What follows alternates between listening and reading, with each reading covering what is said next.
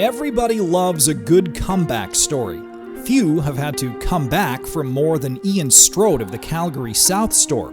Ian's easygoing attitude and good nature belie the rocky road he's been forced to travel the past couple of years. While he and his wife Andrea were on vacation in Mexico in September of 2019, Ian started to notice a tightness in his chest.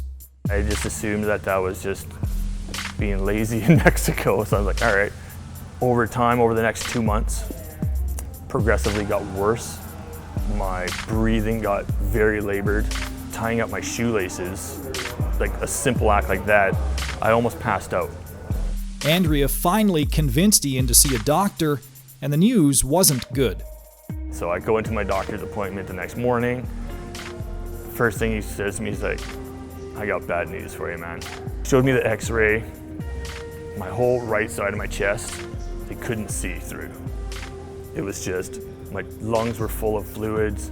I had a huge tumor right in the middle of my chest. And they're like, you definitely have some sort of cancer.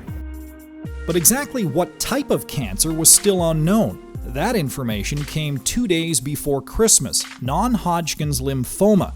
And while Ian was processing that news, the night delivered one more cruel twist of fate. That night, my wife actually had a stroke as well.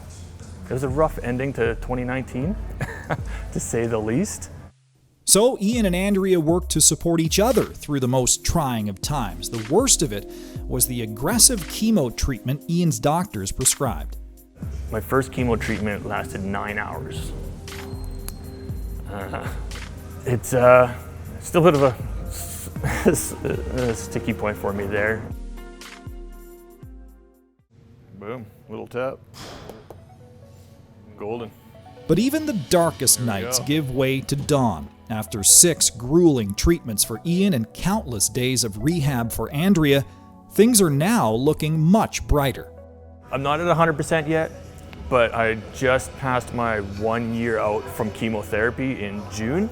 They are 100% confident that this is dead and gone and nothing but blue skies from here. Ian's back at work now after 13 months away. He says he couldn't have got through what he got through without the love and support of both of his families, the one at home and the one here at Golf Town. Everybody here constantly checking in on me. I'd try and come in and visit when I could, and when I did, it's like I was a rock star. Everyone's like, oh my God, Ian's here.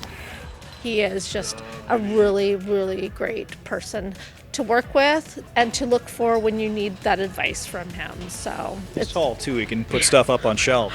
That's exactly right. I always ask for his height. Sometimes his brains, but sometimes it's for his height too. It wasn't just Ian's co-workers who were happy to have him back. I'm so happy he's back. I did miss him big time. I come and do visit him just even to say hello to him for what he was going through. And it's nice to see him bouncing back.